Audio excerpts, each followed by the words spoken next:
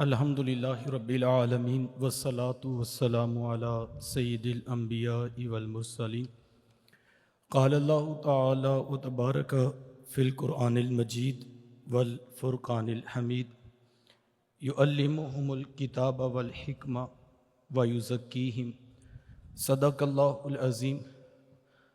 اللہم صلی علی سیدنا و مولانا محمد وبارک وسلم۔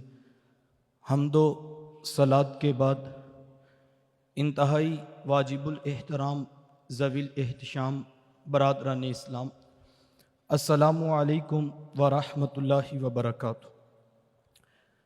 اخلاقی و فکری تربیت کا سفر مسلسل جد و جہد کا تقاضا کرتا ہے۔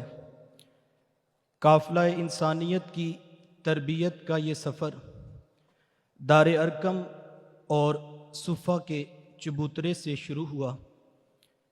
دنیا کی ان دو عظیم درس گاہوں نے اپنا منشور و مقصود انسانوں کی تربیت و تزکیہ کو رکھا۔ ان عظیم درس گاہوں کے فیض یافتہ لوگ پورے عالم میں نور و خوشبو بن کر بکھر گئے۔ وہ امت کے پہلے صوفی بھی تھے اور عالم بھی، وہ فقر غیور کے حامل بھی تھے اور شریعت کے علمبردار بھی، وہ بدر و خندق کے مجاہد بھی تھے اور صفا کے طالب علم بھی۔ کہیں پر امت کے پہلے صوفی جناب ابو بکر ہیں کہ دینی قدروں کے احیاء کے لیے جہاد کا وقت آتا ہے تو تلوار بن کر کھڑے ہو جاتے ہیں اور فرماتے ہیں کہ اگر کوئی شخص زکوٰۃ میں ایک رسی بھی دیا کرتا تھا تو ابو بکر اس سے ہر صورت وصول کرے گا۔ اور کہیں پر ہیبت و دبدبے والے عمر ہیں، لیکن تواضع فقر اور خدمت خلق کا یہ عالم ہے کہ راتوں کی تاریکی میں امت کے دکھوں کا مداوع کرتے ہیں۔ وہ راتوں کے راہب بھی تھے اور دنوں کے شاہ سوار بھی۔ وہ دن کے اجالوں میں سلاطین وقت بھی تھے اور راتوں کی تاریکی میں مخلوق خدا کے خادم بھی۔ یہ تھی ان اولین درس گاہوں کی فیض یافتہ جماعت صحابہ جو پورے عالم میں نور و خوشبو بن کر بکھر گئی۔ جب تک تربیت و تزکیہ کا یہ سفر ساتھ ساتھ چلتا رہا، قافلہ انسانیت عروج کی منازل طے کرتا رہا۔ کردار سازی و انسان سازی، تربیت اخلاق اور تزکیہ نفوس کی منزلیں بھی طے ہوتی رہی۔ تاریخ کا یہ دور روشن ترین دور تھا جب فقیہ شہر کی مسند بھی آباد تھی اور صوفی باصفا کا حجرہ بھی روشن تھا۔ یہی وہ دور تھا جب طریقت و شریعت باہم دست و گریباں نہ تھے، تعلیمی و خانقاہی نظام ہم رکاب تھا۔ وہ کیسا بھلا زمانہ تھا یار، جب امام احمد بن حنبل جیسا جلیل القدر فقیہ دن بھر مسند تدریس پر بیٹھ کر لوگوں کو دین سکھاتا ہے، اور جب پوچھا جاتا ہے کہ حضرت لوگ آپ سے دین سیکھنے آتے ہیں، فقہ کی خیرات لینے آتے ہیں، اور آپ ہیں کہ بشر حافی کی دہلیز پر، تو پر اعتماد لہجے میں جواب دیتے ہیں، لوگوں سن لو، احمد بن حنبل جس رب کو مانتا ہے بشر حافی اس رب کو جانتا بھی ہے۔ امام اعظم امام ابو حنیفہ کو دیکھیے جو فقیہ شہر بھی ہیں اور صوفی باصفا بھی، صوفی ایسے کہ جس یہودی سے قرض لینا تھا اس کے سایہ دیوار میں بھی کھڑے نہیں ہوتے کہ کہیں اتنا سا نفع لینا بھی سود نہ بن جائے۔ علمی مجلس کی شان یہ ہے صاحب کہ جب مسند حدیث پہ جلوہ فراس ہوتے ہیں تو امام ابو یوسف اور امام محمد بن حسن الشیبانی جیسے لوگ زانو تلمس طے کرتے ہیں۔ شان فقر و غنا کا یہ عالم ہے کہ جب بادشاہ وقت کی طرف سے وزارت کی پیشکش کی جاتی ہے تو بے نیازی سے فرما دیتے ہیں یہ وزارت و ملازمت تو بڑی چیز ہے، اگر حکومت مجھ سے یہ چاہے کہ شہر کی مسجد کے دروازے گن کر بتاؤ تو میں اس کے لیے بھی تیار نہیں ہوں۔ ہم دیکھتے ہیں کہ تربیت و تزکیہ اور دار ارکم و صفہ کے چبوترے کا جب یہ فیض آگے بڑھتا ہے تو امت کے افق پر علم و معرفت اور طریقت و شریعت کے آئمہ و پیشوا اور صلحاء و صوفیاء کی ایک کہکشاں بکھری ہوئی دکھائی دیتی ہے۔ کوئی سری سکتی ہیں تو کوئی جنید بغدادی ہیں، کوئی بشر حافی ہیں تو یار کوئی با یزید بستامی ہیں، کوئی سرکار غوث اعظم کہلاتے ہیں تو کوئی شاہ نقش بند بخاری کہلاتے ہیں، کوئی ابن حجر اسقلانی ہیں تو کوئی امام ابو الحسن خرقانی کہلاتے ہیں، کوئی خواجہ اجمیر ہیں تو کوئی امام بدر الدین عینی کہلاتے ہیں۔ کیسے کیسے لوگ تھے یار، یہ سب بہار، یہ عروج، یہ بانک پن، یہ اجالے اس حقیقت کی بدولت تھے۔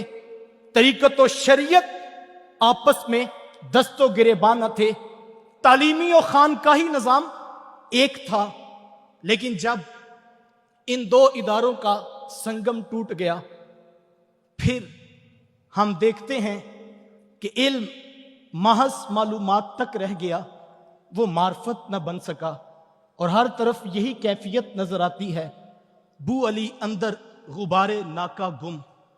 پھر اقبال کا نوحہ سنو، اٹھا میں مدرسہ و خانقاہ سے غمناک، نہ زندگی نہ محبت نہ معرفت نہ نگاہ۔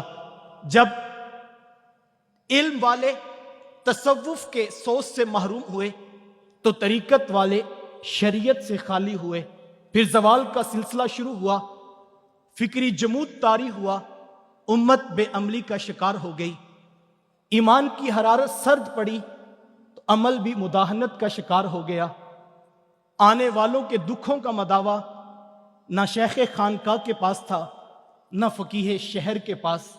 پھر حال یہ ہوا کہ کوئی کارواں سے ٹوٹا، کوئی بدگماں حرم سے، بوئے کلندری نہ رہی، خوئے دل نوازی نہ رہی، نہ نگاہ کی تیغ بازی نہ سپاہ کی تیغ بازی۔ وہ جامع طریقت جو آنے والوں کی پیاس بجھایا کرتا تھا وہ خود کاسہ گدائی بن گیا، جو لوگوں کو فقر و غنا اور توکل کا نور بانٹتے تھے وہ خود ہاتھ پھیلانے لگے۔ پھر طریقت دکانداری میں ڈھلنے لگی، جسے کرنے کو کچھ نہ ملا وہ بھی طریقت کی دکان کھول کر بیٹھ گیا۔ پھر مجھے کہنے دیجئے طریقت بکنے لگی، مسند خلافت کی سودا بازی ہونے لگی، تصوف کی دھجیاں بکھر گئی۔ ہاں مجھے کہنے دیجئے پھر طریقت خود پورا مافیا بن گئی، اور حال یہ ہے کہ جو حروف ابجد سے بھی واقفیت نہیں رکھتے وہ بھی پیر طریقت اور راہبر شریعت بن کھڑے ہوئے۔ اقبال نے کہا تھا زاغوں کے تصرف میں عقابوں کے نشیمن۔ پھر جو دردناک کہانی ہے کہ یہاں پر تو جھوٹے خواب، من گڑت کرامات بیان کر کے عقیدتوں کو لوٹا گیا۔ مجھے کہنے دو طریقت شریعت اور مذہب کا تماشا بن گیا۔ صوفیاء کے ٹائٹل سے ننگے طریقت ننگے شریعت لوگ سٹیجوں پر دھن دھنانے لگے، اور سجدہ و قیام، رکوع و سجود کی بجائے رقص و سرور اور دھمال سٹیج پر آ گئی۔ ہاں مجھے کہنے دیجئے، مجھے افسوس تو اس بات کا بھی ہے صاحب کہ علماء کے خطبے، منبر و محراب کی وہ آواز جو اس طریقت مافیا کے خلاف اٹھنی چاہیے تھی وہ خود ان طریقت کے ڈیروں کی مارکیٹنگ کرتی ہوئی ہمیں دکھائی دیتی ہے۔ اس سارے تعفن زدہ ماحول میں، ان ناگفتہ بے حالات میں، اس پریشان کن ماحول میں ادارت المصطفیٰ نے पूरी ताकत के साथ इस आवाज को बुलंद किया, निगहबा बन के जो अहले चमन की आबरू लूटे। चमन वालों अकीदत छोड़ दो ऐसे निगहबा की। हाँ हाँ, इदारतुल मुस्तफा ने पूरी ताकत से यह कहा था, है वही तेरे जमाने का इमाम बरहक जो तुझे हाजिर व मौजूद से बेजार करे। फितनाए मिल्लते बैजा है इमामत उसकी, जो मुसलमान को सलातीन का परस्तार करे। इदारतुल मुस्तफा इस तरीकत माफिया के खिलाफ बांगे तकबीर का नाम है। अल्लाह की तौफीक से जिसकी आवाज अब पूरी दुनिया में गूंज रही है। इदारतुल मुस्तफा ने अपने पास आने वालों को बताया कि तरीकत और शरीयत जुदा नहीं है, तरीकत ऐन शरीयत है। तरीकत शरीयत को रूह में उतारने का नाम है। यही वजह है कि इदारतुल मुस्तफा के प्लेटफॉर्म पर अगर कोई ताजिर तरीकत का सबक पूछने आया तो उसे यह नहीं कहा गया कि ये चोला पहन ले, ये पटका बांध ले, इतने मनकों की माला ले ले, इतने गले में डाल दे और इतने पैसे गद्दी के नीचे रख दे, जुमा रात को फिर आना, वार बड़ा सख्त है। बल्कि इदारतुल मुस्तफा ने उसे ये बात समझा दी, तेरी दुकान पर बैठना इस हाल में कि तेरी जुबान पे सच हो, तेरी तलब रिज़्क़ हलाल हो, तेरी तड़प हराम से बचना हो, दुखी उम्मत के काम आना तेरा मकसद हयात हो, तो फिर तुझे मुबारक हो। यही है दरसे तरीकत, यही है दरसे शरीयत। कोई तबीब आया तो उसे तवीज धागों या चिल्ला कशियों का शेड्यूल नहीं दिया गया, बल्कि उसे कहा गया अपना काम दयानतदारी से करना, खिदमते खल्क को अपना वजीफा बना ले। यही है दरसे तरीकत, यही है दरसे शरीयत। कोई मुअल्लिम हो या तालिबे इल्म, कोई मुबल्लिग हो या कोई मुहक्किक, दो लफ्ज़ी बात सिखा दी। अपनी तवज्जुहात का मरकज गुंबद खजरा के मकीन को बना लो, सोने मोहम्मद का नक्शा पका लो, उनकी सीरत अपना लो। यही है दरसे तरीकत, यही है दरसे शरीयत। हाँ हाँ, इदारतुल मुस्तफा ने जहां अपने मुबल्लिग को शरीयत का नूर दिया, शौरो आगही का नूर दिया, तबलीग के जज्बे दिए, तो साथ तरीकत का यह वजीफा लाजिम करार दिया कि तुम्हारी नजर लोगों की जेब पर नहीं होनी चाहिए। बस यही है दरसे तरीकत, यही है दरसे शरीयत। उम्मत की माओं से कहा अपनी औलादों की तरबियत के लिए अपने घरों को तरबियत कदे बना लो। बेटियों से कहा तुम्हारे पर्दे का एक एक तार तुम्हारी इज्जत, तुम्हारी आबरू का मुहाफिज है। तुम्हारा बाहिजाब रहना, तुम्हारा बाहया रहना, तुम्हारा बाकिरदार रहना तुम्हारे लिए यही है दरसे तरीकत, यही है दरसे शरीयत। हाँ हाँ, इदारतुल मुस्तफा ने कभी नहीं कहा कि अगर तुम बूढ़े माँ बाप को तड़पता छोड़कर भी आ जाओगे तो फिर तुम्हें यहां से रब का कुरब मिलेगा, बल्कि हमें तो ये वजीफा जुबानी याद करवा दिया गया और बबांगे दोहल तुमने सुना कि रजा साकिब से भी तुम्हें कुछ नहीं मिलेगा जब तक तुम्हारे माँ बाप नाराज हैं। और मोहम्मद अरबी की यह हदीस जुबानी हमें याद करवाई गई, फफी माँ फजाहिद, फफी माँ फजाहिद, जाओ उनकी खिदमत करो, यही तुम्हारा जिहाद है। तुमने तो अपनी दुकानदारी चमकाने की खातिर परेशान हाल लोगों को खूनी रिश्तों से यूं तोड़ दिया कि तुम्हारे ऊपर तुम्हारे अपनों ने जादू करवाया है। लेकिन इदारतुल मुस्तफा में आए तुम तो तुम्हें यहां से मोहम्मद का मीठा फरमान सुनाया गया, सिल मन काता आका वाती मन हरामा का। जो ताल्लुक तोड़े उससे ताल्लुक जोड़ो, जो तुम्हें महरूम रखे तुम उसकी झोलियां भर दो। यही है दरसे तरीकत, यही है दरसे शरीयत। आने वालों इस अंधेर नगरी में फर्क जानकर जीना। यहां पर कोई इश्क मजाजी का मारा नौजवान आया तो उसे यह नहीं कहा गया फलां दरबार पे हाजिरी दो, या ये सुर्ख धागा बांध लो, या इतने तवीज कब्रिस्तान में डाल कर आओ, बल्कि उसे कहा कहां भटक रहा है, सोने मोहम्मद के हुस्न का नक्शा पढ़ लिया कर। हाँ हाँ, अब यादा मलीहन मुकस्सदा, तू किधर जा रहा है? तेरे नबी तो गोरे चिट्टे रंग वाले थे, वो मली थे और वो दरमियाने कद वाले थे। हमें तो यही तरीकत का सबक दिया गया, मुख चंद बदर शाशानी है, متھے چمک دی لاٹ نورانی ہے، کالی زلف تے اکھ مستانی ہے، مخمور اکھی ہن مد بریاں۔ ادارت المصطفیٰ کے احسان کو نہ بھولنا، اس اندھیر نگری میں فرق جان کر جینا۔ آنے والوں، یہ 29 سال کی باز گشت ہے، تم نے یہ وظیفہ طریقت کا، یہ سبق شریعت کا 29 سال پاکستان کے طول و عرض میں گلی گلی، کوچا کوچا، نگر نگر، ڈگر ڈگر سنا ہے کہ یہی ہے درس طریقت، یہی ہے درس شریعت۔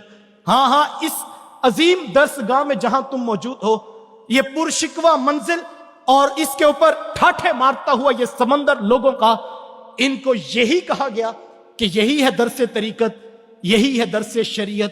یہاں پر سینکڑوں نہیں، ہزاروں امت کے بیٹے اور بیٹیاں دن رات دیوانوں کی طرح سونے محمد کی حدیث بھی پڑھ رہے ہیں، سونے رب کا قرآن بھی پڑھ رہے ہیں، اور وہ ہر لمحہ باخبر ہیں کہ یہی ہے درس طریقت، یہی ہے درس شریعت۔ یہ درس گاہ، یہ فقر بیدار کی تربیت گاہ بھی ہے، یہ شریعت نبوی کی تعلیم گاہ بھی ہے۔ آنے والوں، اس اندھیر نگری میں فرق جان کر جینا کہ تمہیں روح دین سے جوڑا کس نے۔ آنے والوں، فرق جان کر جینا، تمہیں شریعت نبوی سے شعور دیا کس نے۔ آنے والوں، فرق جان کر جینا، آنے والوں، فرق جان کر جینا۔ آفاق کے ہر گوشے میں قرآن سنا کر دم لینا، اب رکنا نہیں، اب تھمنا نہیں، فردوس میں جا کر دم لینا۔ وآخر دعوانا